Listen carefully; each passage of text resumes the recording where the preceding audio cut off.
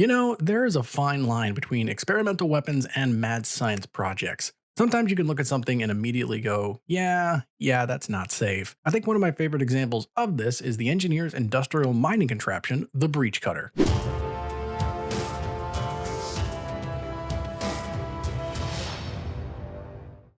What's up guys, Jay here and welcome back to the channel. Today we're going back to the weapon forge to cover another secondary weapon. For today we are going to talk about the engineer's mining tool turned bug deletion machine, the breach cutter. So if you guys are ready, let's talk about the breach cutter and the kinds of overclocks it has access to so you can see if it's the secondary weapon to add to your build. By the way, if you want to help the channel grow, be sure to like, comment, and subscribe to help out so you never miss another upload. Time for a cold one once this is done. So in terms of weapons that the engineer has access to, the breach cutter is probably the one that people have the most questions about, except for maybe the smart rifle, which is understandable given the fact that it functions very uniquely compared to other weapons in the game. In Deep Rock Galactic, the breach cutter is the engineer's second secondary weapon, so you'll have to put a little bit of time in the engineer to unlock it. In terms of visual design, the breach cutter looks like the engineer just stole it straight from Isaac Clarke's locker and added his own little flair to it. When fired, the weapon shoots plasma blades that will expand and travel as a long purple line. The plasma blades deal damage for every tick they come into contact with an enemy. The blades are infinitely piercing and can cleave through as many enemies as they hit until they reach the end of their lifespan, as well as passing through any terrain without losing damage, allowing it to hit targets behind walls. So the breach cutter is considered by many people to be one of the most versatile and reliable weapons in the game, and for good reason. The fact that it's very hard to miss means that you can consistently and reliably get damage thrown out of it very quickly. Having to not worry about terrain or obstacles gives you a lot more opportunity to get some tricky damage that you normally wouldn't be able to get to. The only real thing that holds the breach cutter back in my eyes is its low ammo supply. If you don't focus on ammo or are too trigger happy, then you will find yourself running out very fast, and you'll be begging for more nitro at any point in time. If you can manage that, however, and learn the rest of its quirks and abilities, then you can see how powerful it can be. God damn it, there's a pebble in my boot. Now it's time to talk about the breach cutter's overclocks. As of Season 4, the cutter has 7 overclocks, with 3 clean, 2 balanced, and 2 unstable. Next, as always, we'll go through each of them to talk about what they do and the kinds of ways that you can utilize them.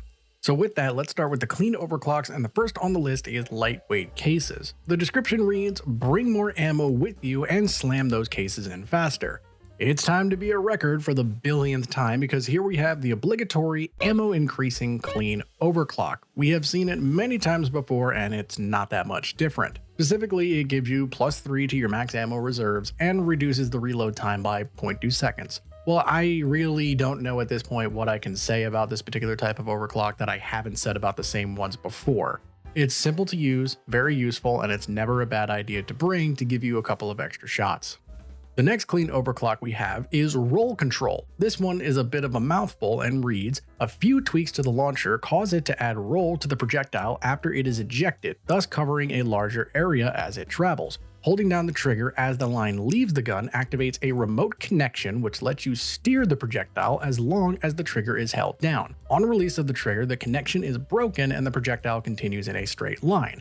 The projectile is also able to travel further before collapsing. So that was a lot of words to say that this is an extremely unique overclock as it gives the beam the ability to rotate and spin as they move through the air. Going over the stat changes, it really doesn't do much for the gun's actual stat-wise other than increasing its projectile lifespan by 0.5 seconds. Aside from that, it adds the rotation and steering capabilities. To explain those capabilities a little bit better, when you fire one of the plasma beams, once it fully expands, the beam will spin around as it travels, causing it to be able to hit a much larger area. Also, if you hold down the fire button, you can actually steer the projectile as it flies through the air until it reaches its maximum lifespan. While the steering doesn't come into play too much, at least in my personal experience, it can be useful in some certain situations if you misjudge your aim. In terms of the rolling itself, I like to pair this a lot with the Plasma Trail mod in Tier 5 to cover a much larger area and turn the cutter into a very good area denial tool. Ultimately, this is a really fun one to mess around with that can help you cover a much larger area than usual. The last clean overclock option is the stronger plasma current. This one reads, by improving the node's efficiency, you can up the raw damage without too much fuss and it lasts a bit longer too. So this is another very basic overclock for giving you some very slight damage increase. Going through the numbers, it adds +50 to the beam's damage and extends the beam's lifespan by 0.5 seconds. So again, similar to the lightweight cases, I'm not really sure what to say about this one that I have not said before regarding other clean damage overclocks. The damage increase is nice but not crazy, and the increased beam lifespan can help essentially give the weapon more range, and depending on the mod choices, applying more damaging effects to the enemies. Moving over to the balanced overclocks, first we have Return to Sender. This one reads, holding down the trigger after the line leaves the gun activates a remote connection, which on the release of the trigger causes the line to change direction and move back towards the gun. So this one is a bit of a weird one that's a little hard to use at first, but can be very useful if used properly. Going over the stat changes, it provides the Return to Sender effect at the cost of -6 to your maximum ammo reserves. So to explain how the Return to Sender effect works, tapping the button will make the gun fire normally. However, when you hold down the fire button, the beam will travel as normal, but then when you release it, the beam will reverse and come back towards you. This is very useful because you can deal twice as much damage with one beam essentially. Now keep in mind that the beam's lifespan is shared between both directions. So if you let the beam go almost all the way to the end and then reverse it, it won't come back very far before disappearing. So understanding when to reverse the beam is important to maximize damage. If you can get that practice down, then this overclock can be very good at dealing very fast burst damage. The other balanced overclock option is the high voltage crossover. This one reads, by passing an electric current through the plasma, the beam electrocutes anything it touches, but the bulky hardware limits magazine capacity. This one is actually rather simple for a balanced overclock. Talking stats, it adds the electrocution effect to the beam, but reduces the magazine size by 1. So in terms of balanced overclocks, this one is actually pretty simple as it adds the electrocution status effect to enemies hit by the beam, which can be very useful for many different strategies. Not only is the electric effect good on its own since it applies a slowdown, but many other classes can benefit from elemental effects. Honestly, this one is a pretty safe option to go with since it adds a lot of utility to the weapon without really too much loss.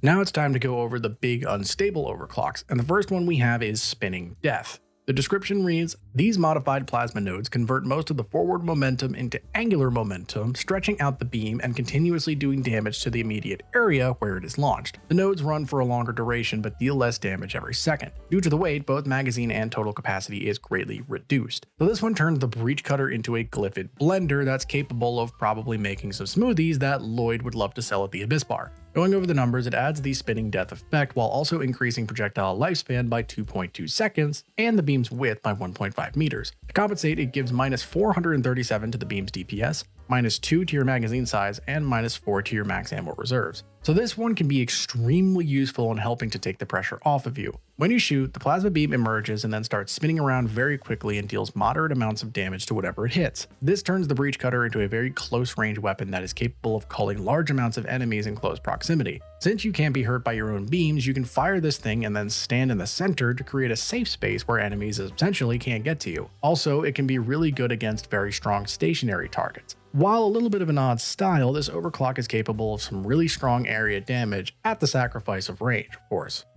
The other unstable overclock option is Inferno. The description reads, turn your breech cutter into a tool of burning death and destruction at the cost of ammo and armor breaking. As a bonus, the extreme internal heating keeps the targets burning for an extended period. So this overclock functions very similarly to the high voltage crossover that we talked about earlier, only this time it's all about fire instead of electricity. Going through the numbers, it adds the Inferno effect at the cost of -175 to the beam's DPS and -75% to its armor breaking power. So the Inferno effect causes the beam to do heat damage as well as its normal damage, causing the weapon to be able to set enemies on fire extremely easily. While the normal damage is reduced, in my opinion, the heat damage and damage over time more than make up for it. This can cause the breech cutter to be able to shred enemies incredibly fast. Not only that, the fire damage can soften up stronger enemies and make them easy pickings for the rest of your team. Again, similar to the high voltage, this is a really good overclock for elemental builds, and if you want to channel your inner driller, then it's made specifically for you.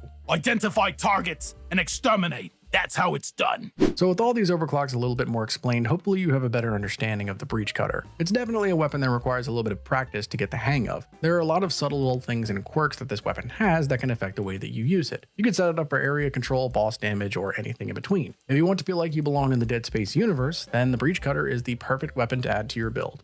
Well, that covers the breech cutter and the overclocks it has access to and how you can use them to great effect. If you guys like this and want to see more, make sure you check out the playlist where I did all the primary weapons, as well as I will be starting all the rest of the secondary weapons, so you can see the ones that I've done covering your favorite weapon. Before we end, I want to give a quick shout out to the very first member of this channel, Mateo. Thank you so much for your support, Mateo. I really do appreciate it. If you guys want to become a member and get a shout out of your own, as well as a few other nice perks, click the button down below. Also, if you found this video enjoyable or helpful, be sure to give it a like because it tells me what types of videos you guys want to see. Thank you guys for watching, and I'll see you in the next video.